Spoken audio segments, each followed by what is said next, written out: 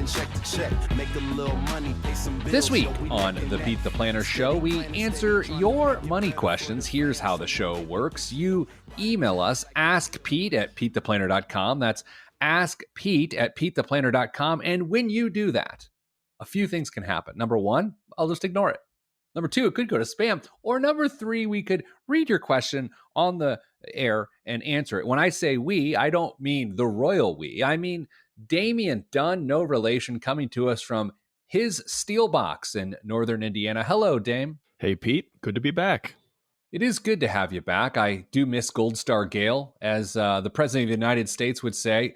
A lot of great reviews. She got a lot of great reviews. But this time, it's true. So, Dame, what we're going to focus on today, we've got some tax debt questions. We've got an explanation of stock splits and why they're significant and why they matter once again, and some other fun and frivolity. So, Dame, let's get right to it. Dear Pete, my son-in-law did not pay taxes owed and now has a $10K debt to Uncle Sam. I realize that's not a huge number, but my daughter is terrified. I told her to go to the irs.gov website and they can set up a payment plan online. It's probably the easiest way and the cheapest way to handle this. Next, who would be the best person to see to make sure they don't get in this mess again? A CFP, a CPA, a psychiatrist? LOL. I think that stands for lots of love. She is in a panic because she just found out about this. A marriage counselor might also help. Another LOL, even though I understand that this is a serious problem that they need to resolve now.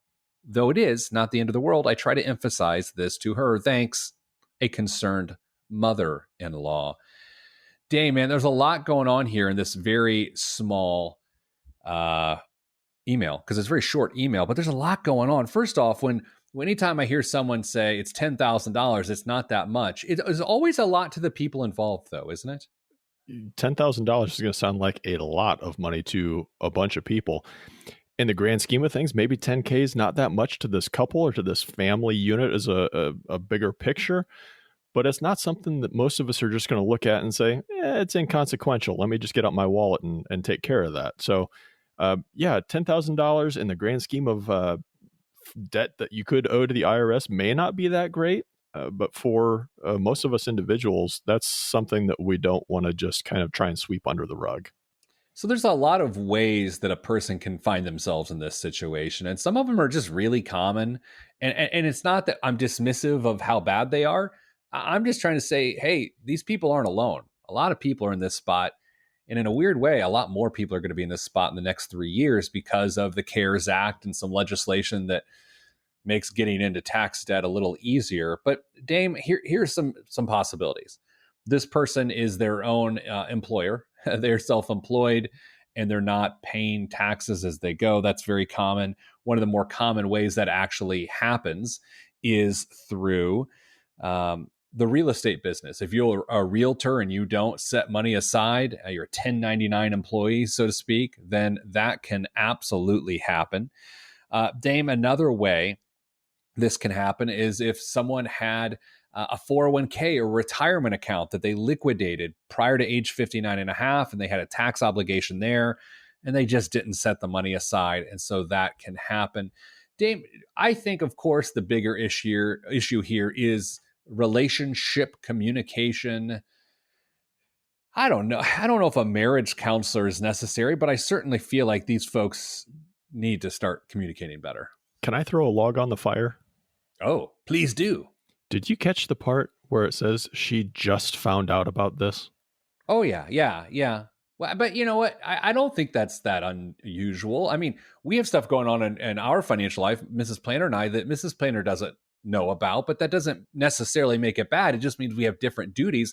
Maybe this guy's duties is to deal with the financial stuff and he just does it poorly. Could be.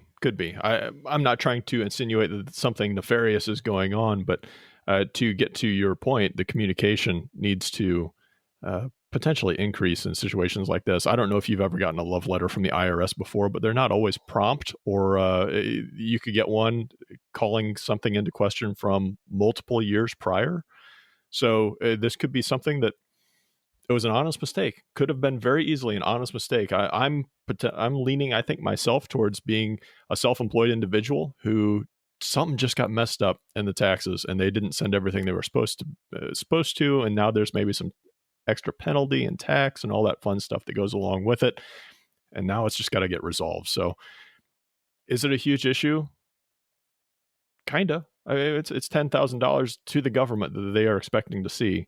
So you need to have a plan set up to get it paid back. And as this thoughtful emailer says, it's pretty easy to get a payment plan set up, and it will be probably a little bit more reasonable than you anticipate, as long as you've still got some cash flow. So don't delay. Get out there, try and get it figured out, and don't wait any longer than you absolutely have to. Yeah, my best bet here is that it is actually same self-employed person, but they just didn't set money aside. I don't think it was an oversight as much as it was a willful oversight. I do think there's no need to get a third party involved in terms of dealing with the debt. It is just easier to go to the IRS website, set up a payment plan. You can call them too, but Dame, here's the really tough part right now. This is an awful time to have a $10,000 tax debt to the IRS for two reasons. Number one, trying to communicate with them is going to be a nightmare because it's now late tax season and there's all the other garbage around stimulus checks and all of this. I'm not trying to be dismissive of stimulus checks. I'm just saying it's creating a lot of volume for IRS agents. And then the other thing, of course, Dame, not only is it hard to come up with $10,000 right now during the midst of a recession, but it's also hard to come up with a monthly dollar amount that will create the payment plan, the repayment plan. So, yeah, I think the financial solution here is easier than the broken trust, which may involve some candles to try to fix. Potentially, or something sparkly, maybe. Anyway, my go-to advice usually for people in this circumstance who are kind of blindsided by something that happens with them in regards to the IRS, try and set up an appointment at a local IRS office and go in. Every time I have spoken with somebody who has done that, they've been amazed at the service and the quality of people that they meet there. Everybody has this image in their heads of IRS agents, being, uncaring and very by the book. And if you are able to go in and see somebody face to face and plead your case a little bit, they are happy to try and work with something to get you in good standing with the IRS. So since that's not necessarily an option right now due to COVID, you're going to have to do your best with online and telephone options, which may take you a little while to get through. But again, that's no excuse not to get this handled. So that's where you go. It's interesting. A lot of people love to hate on government agencies. They just like, oh, these people are terrible. They kind of aren't, everybody. I mean, so the Social Security Administration, the Social Security Office, those are literally some of the most helpful people that will ever serve you. So let's try to park some of those unwarranted criticisms to people. And look, if you want to take it a step further, Dame, you and I both know people are so unorganized when it comes to their finances that a lot of the fault people place blame on in terms of the Social Security Administration or the Internal Revenue Service is the fault of the caller because they have no idea what they're talking about. And so they just end up blaming the IRS or the Social Security Administration. So, yeah, I actually, this isn't really what we're talking about, but it is now. I feel really bad for people in the IRS right now for a lot of reasons, but they're getting calls from the most stressed out people. No one ever calls the IRS and is like, hey, just checking in. Everything good? How are the unicorns? Like, no one's ever happy when they call.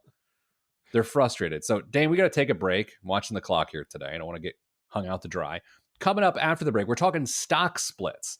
If this ever happens to you randomly and you didn't know it was about to happen, it's very exciting. And it happened to a lot of investors this past week. We'll tell you who. We'll tell you why. That's all next on the Pete the Planner Show. I'm that fella.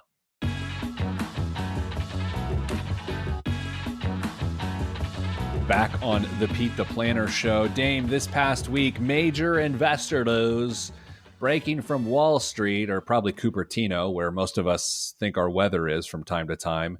Apple announced a big stock split, which means the high-priced investment went from a very high price, to about $400 a share. What was the split? Was it 4-1, 3-1? 4-1. 4-1. So a stock split. Dame, why do companies take their stock, then cut it up, shrink the price, and then give people more shares of the stock at a lower price? Why do they do that? The thought is that it's going to help make the stock a little bit more liquid and reachable for the average investor. So somebody who loves Apple products, in this case, could go out and buy part of the company through a stock purchase. That's a little less important nowadays because now we're able, at least in the US, we're able to buy fractional shares on a number of different platforms. So once upon a time, you had to buy stocks in lots, which were packages of 100, and it could get very prohibitive to buy a big chunk of stock if it was a very high price stock.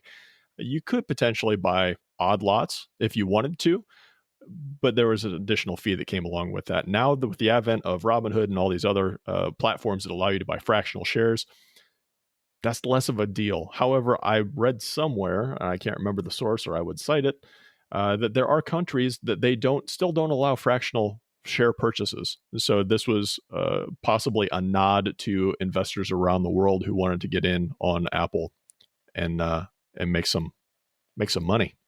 I don't want to say that you don't ever teach me things, because you teach me things quite often. But what you just said taught me something. I didn't know that was a fractional issue for international investors. And I also didn't consider the implication that this move was to entice investors around the world, because, again, domestically, not so much an issue. Apple has a history of doing this. They had a 7-1 stock split back in the day. I have to say, one of my favorite personal investing moments of all time, I always reference this, and so for those that listen to the show regularly, will not be surprised here. In 7th grade, 6th grade, I bought one share of Philip Morris stock, which was, of course, a tobacco company. It's now called Altria. But I bought Philip Morris stock in 6th grade, one share, 7th grade, whatever, no one remembers. And within a few years, it split. It was a 3-1 split. So I think, and this is how I remember it, no one fact check me here, because I'm not claiming this is the truth, but I feel like I bought it at like $39 a share, $37 a share. It climbed to 100 and then split. So what an early, amazing lesson in investing, that you get a stock split. Now, Dame, I've also been on the other side of that, where the old reverse stock split, where you get fewer shares and they increase the value of those shares. It always equals out, right? If it's $1,000 a share on a regular stock split, maybe, and it's a 4-1 split, you end up with 4 shares valued at $250. But again, it feels like stock splits are increasingly rare. So it's interesting to see one of the most highly traded companies on Wall Street have a stock split once again. Yeah, and you did touch on something that's really important there. If you do hold shares of Apple, you're not going to lose money through the split itself. Now, the price will fluctuate. There's nothing that anybody can do about that, short of Tim Cook and maybe his accountants. But as far as thinking that the split is going to lessen the overall value of what you have in Apple, that's not the case. You'll just have more shares that you'll be able to do whatever you want with, let it continue to grow or sell some of it, whatever you prefer. But that value is still going to be there. If you had $10,000 of Apple yesterday, you've got a little bit more today because the stock price went up, but you'll still have it after the split too. You'll just have more shares at a smaller per share price. So don't freak out about that. Yeah, the other side of that too is their intended action has happened today, a renewed interest, a growth in the stock, because it gets people's attention. If you just are a headline reader and you see that the Apple stock split, then you're like, oh, well, now I can afford it. I'd like some. It must be good if people can now get more shares. It's up almost 7% as we record this show midday on Friday, the 31st. And so I know, Dame, you and I don't watch the market that closely. I mean, we're not exactly day traders and things, but we keep our nose to it every once in a while just to see what the people are talking about. So yeah, But do you think, how about this? And we're not, this is not, it is actually. It's amateur stock analysis time here on, what's the name of the Pete the Planner show? I forgot the name of it. I really did. Okay. Do you think coming out of whatever we're all dealing with right now, the pandemic, the recession, the lockdown, shutdown, whatever, quarantine, whatever, choose your word. Do you think consumer stocks, consumer-based stocks like this are going to be the hotness for the next year, year and a half? Or do you think because people might have more sensibility and less discretionary income, they're not going to be able to make their normal purchases? What do you think, buddy? I think that a lot of people are going to go for those well-known brand names if they choose to participate in the stock market, like they did the last time stimulus checks were pushed around. I think there's a good argument to be made for a basket of consumer staples and I'm not talking about Staples, the store, or staples that you put on a stapler, but just things that we need on a day in, day out basis to make our lives happen. I think those types of purchases make sense because, as we've known, a lot of the discretionary stuff goes away, but there's still a core amount of things that we need to make our households work. So maybe stocks like Apple and the Facebooks and the Googles and all those things, maybe they continue to just absolutely crush it because our lives have been kind of consolidated into a digital world at this point. But I wouldn't forsake a lot of the core stuff that we take for granted going forward too. Altria, for example, people got to have their smokes. People got to have their smokes. And of course, this is not a specific investment recommendation, but places like Amazon, people still get a lot of their household recommendations. Full disclosure, because we're a full disclosure organization, I own shares of Amazon.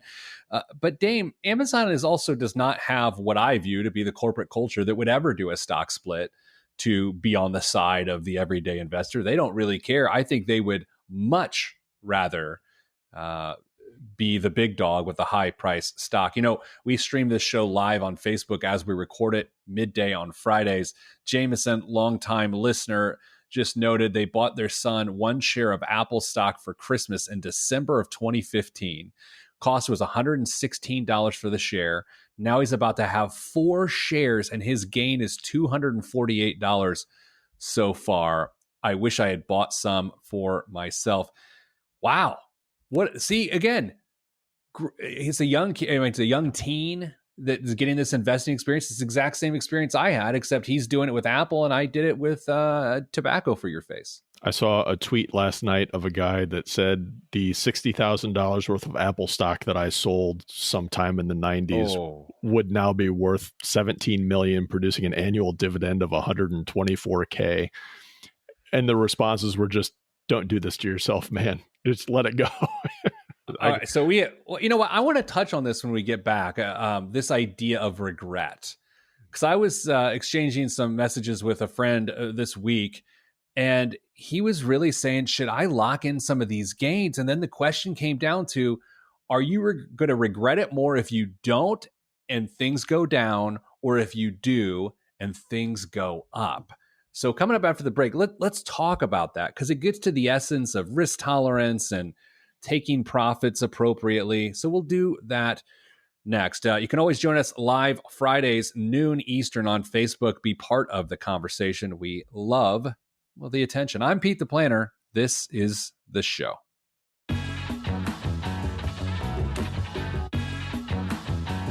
Back on the Pete the Planner show. Dame, I'm putting the $1 million question in front of you right now. I'm going to put the spotlight on you. This is all about you. Who is better to answer this question than you? Here it is. If you have $1 million and you've just gained 200,000 of those dollars in recent months, and you're like, wow, these are invested dollars. Are you more likely to lock in that gain, that $200,000 gain, by moving it to a more conservative investment and keep the $800,000 still rolling out of the fear that it'll go back down, but you've locked in that gain? Or are you more likely to let it ride? And this is all a bigger question as to, Dame, will you be more upset if you act and things get better, meaning you move it and the stock keeps climbing, or would you be more upset if you didn't act and the stock went down? Damian, Andrew, Dunn, Dad, the spotlight is on you.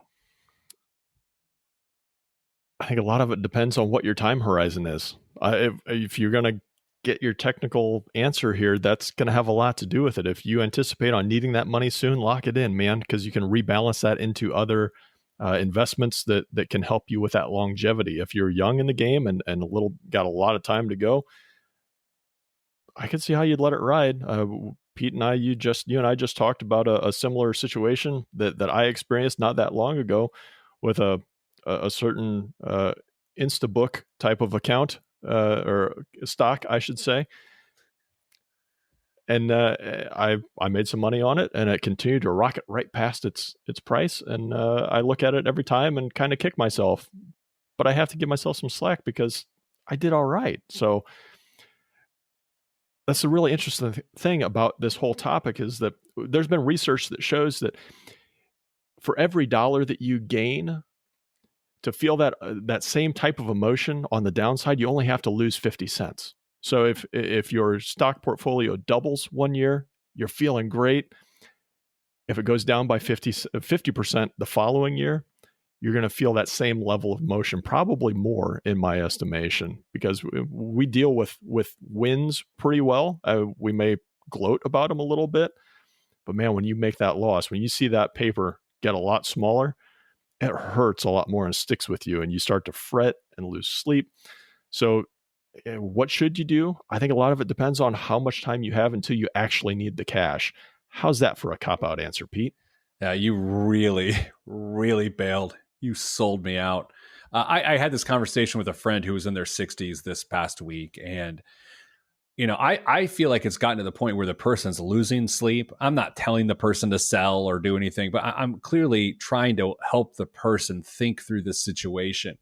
If it's starting to agitate you,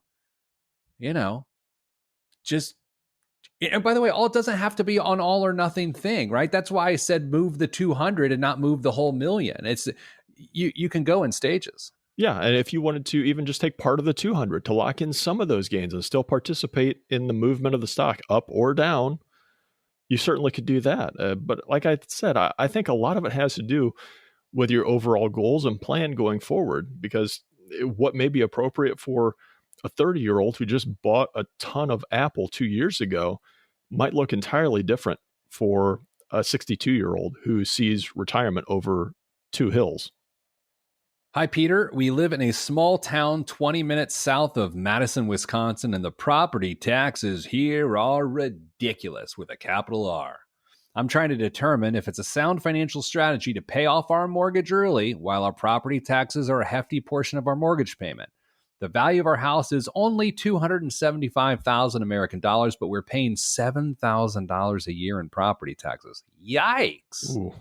I got to pause to react to that. Ugh. Our interest rate is 3%, and our remaining balance is around $165,000.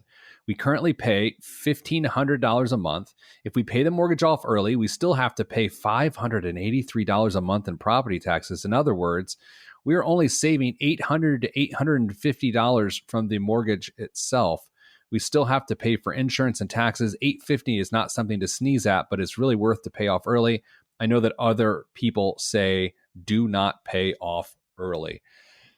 Yeah, wow. This is fascinating because this is a problem that gets solved one of few ways, right? You could let the property appreciate and sell the property and make this someone else's problem, which isn't a terrible idea if you have no reason to think property taxes aren't going to get cut.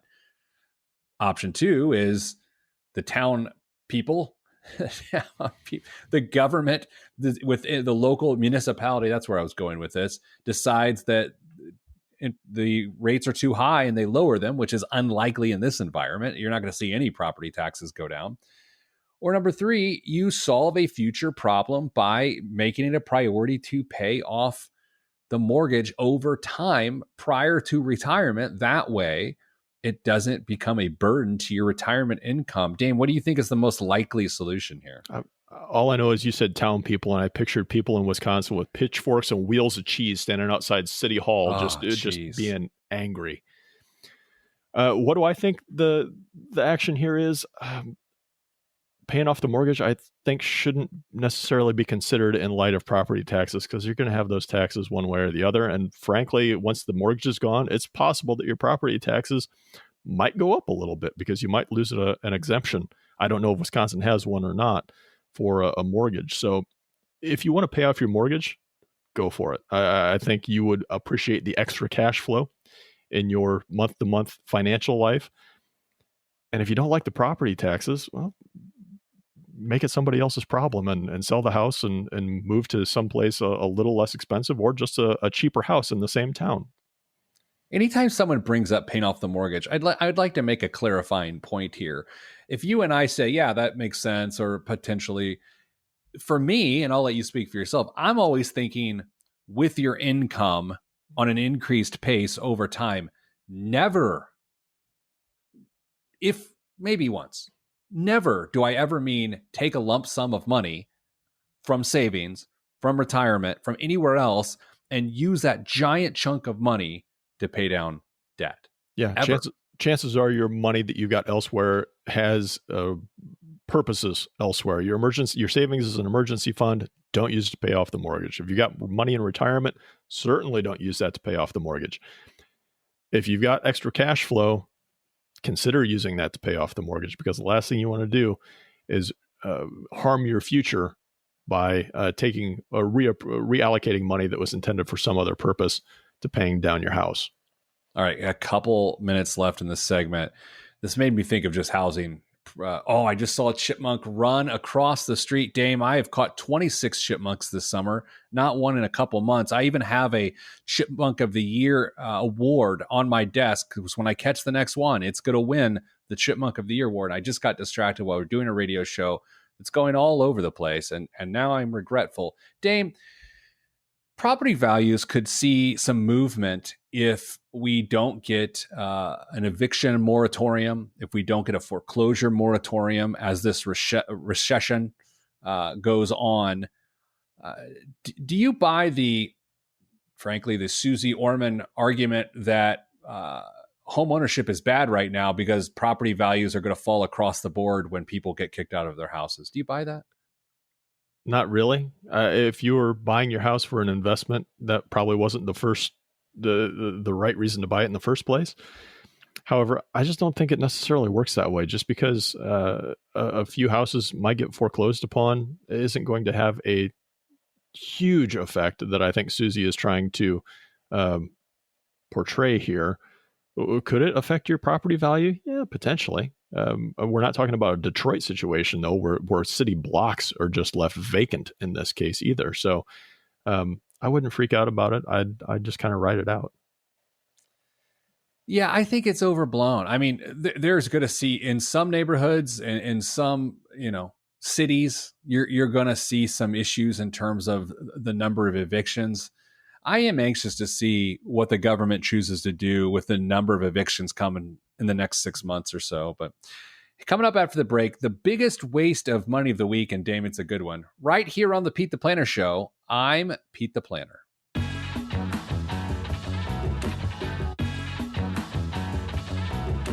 This week's biggest waste of money of the week right here on the Pete the Planner Show is the BWOM, Dame. We call it the BWOM, the biggest waste of money of the week. And this week, the BWOM is, well, it's an ice maker, but a special ice maker. It's an aerospace aluminum ice ball maker. There's no shame in adding ice to your spirit of choice. And for most cocktails, it's essential. However, regular cubes melt quickly, turning that special drink into a watered-down mess. Ice balls provide a happy medium, and this handsome machine happily churns them out. It's made from black anodized aerospace-grade aluminum, which transfers the heat from the surrounding air to the ice. Combined with gravity, that means it goes from rough chunk to sleek 2.75-inch sphere quickly, a size well suited to most common glasses. Dame, what's your take? Oh, it's $300. This is $300, y'all. Shocking, no? I don't even know where to start. So you must have to, okay, put the top on, and then there must be a little fill spout at the top, I'm guessing. And yeah, but here's the thing. I love ice. And I like a good cold beverage. I like to drink my bourbon or rye slightly cooled, which makes me an amateur. But I don't know where I line up on balls. there's just one of them too. It's one ball. So if you're drinking with friends, you can't share a ball with them. For $300, you've got one ball. Man, that seems a little stiff. If you wanted to have a drink with a friend, you'd have to spend $600 so you can each have balls. Ice balls, $300. We have a giant cube maker. It's a silicone tray, and it's like the oversized cubes. Yeah. Do you know what I'm talking about? I think so. And there's 6 in there, and I can have 6 squares with people. And it was probably like $10 for this thing. But no balls. No, it doesn't. It doesn't make balls, and that's the difference primarily. All right, Dame. This week's current events here. Did you notice that there is an article recently that a tax hike on California millionaires would create a 54% tax rate? That seems no bueno. I can't imagine the people who would be subject to this tax rate are going to want to stick around in California to turn money over for it. 54% obviously is a marginal rate. It's not an effective rate. So that means the last dollar they make would be taxed at the 54%, or the last chunk of dollars they make at the 54%. Not that all of their income is 54%. But man, that seems prohibitive to wanting to live in a place that just shakes randomly in the middle of the night. Democrats in California state legislature this week proposed that tax hike, and the plan follows proposals in New York State to raise taxes on the wealthy to pay for a widening budget deficit. Now, look, I realize there's not violins going off all over the country where people are playing sad songs for billionaires, but 54% of your earnings going to the government kind of stinks. If I'm being fair and honest here. I mean, another podcaster, quasi famous, Joe Rogan, was located in California. He's already announced that he's moving to Texas for a number of reasons, but you can't tell me a huge deal with Spotify coming down the pipe, moving to a state that is much friendlier in taxes, doesn't make all the sense in the world for somebody like that. So the people who are going to be footing this bill are able to pick up stakes and leave whenever they want to. So I'm not sure it's going to have the effect that they're hoping. Sadly, it's time for the part of the show where we have our weekly discussion about what's going to be in the next stimulus bill. The Congress packed it up on Thursday night to take a long weekend after weeks of recess. So now tens of millions of Americans who were getting enhanced unemployment assistance, well, it's run out. So they're going to go at least a week without that additional money. For some, they'll be okay because they set money aside. Others, their lifestyle before this all happened was significantly higher than what unemployment provides. And so they won't be able to pay their mortgage. They won't be able to make their car payments. They won't be able to put food on the table. But Dame, when Congress does get back to work, whenever those 72 hours of leisure is up, do you think they're going to end up with what the latest proposal I've seen from Republicans is $1,000 a person of direct stimulus payment, which of course is different than the unemployment aspect of this, $1,000 per person, which would mean a family of 4 gets $4,000? Or do you think it'll go back to the $1,200 per adult and $500 per dependent? I think for efficiency, I hope it's the $1,000 per family member up to 4 family members, because there's no qualifications on that. They just take a look at the tax returns, see how many people are covered under that, send it out. It's quick. There's no qualifications. Nobody gets left off. I think there are qualifications. The one I think was to have a valid U.S. Social Security number to get that next stimulus check. So I think it'll be way more efficient to make it happen, especially since we've already got the mechanism instituted with the IRS. So it should be pretty straightforward. And man, I hope there's just not very much debate on it. I hope it just comes back, gets stamped, and gets pushed out. Did you teach me something else, or did you misspeak? Did you say up to 4 family members? So it caps at 4 people? If I read the article correctly, I think it caps at 4 people per family. Oh, man, that stinks. Again, if you've got, I know none of this can be perfect. I get so frustrated at this, not because they're getting it wrong, because they're trying to tape together a massive problem. And I get that. So I try to extend grace here, but a family of 6 or 7, which is not that uncommon, right? They've got a massive problem. And that extra $500 or $1,000 for those additional dependents really matters, especially if they're teenagers or young adults that eat up all the food and they need food. If Congress called Pete on Sunday because they've got time on their hands, and that's when people like to call you, Sunday. What would Pete do in this situation? Oh, man, see, what an unfair question. What an unfair, awful person you are. Okay, here's what I would do. Oh, you jerk. I would do $1,200 per person, $500 per dependent, and I would change the income levels significantly. So they look like they're going to be the last time around, this last stipulations, where a single person, if you make $75,000 or below, you get the full $1,200. If you make up to $99,000, then it gets depleted a little bit, but you still get a payment. And for married people, you just double that. I would move it from 75 and 150 respectively to 200 and 400. Oh, that's not going to make a lot of friends.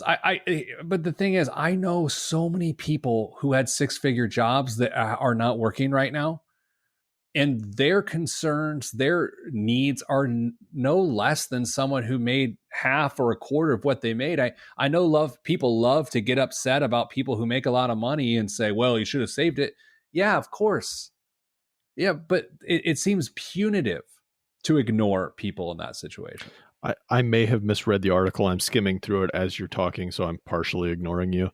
But it does give an example that it says a family of 4 could potentially receive $4,000, but it doesn't say that it's capped at 4. So I may have misspoken. Oh, fact checking myself. You know what? I'm into the show because that's inexcusable. We're into the show. Okay, Gail. Everybody, you'll have Gail or Kristen next week. Treat them well. Sending you good vibes, because good vibes are all that's in the budget. Thanks for listening to our little show here. We have fun. We hope you do too. Bye.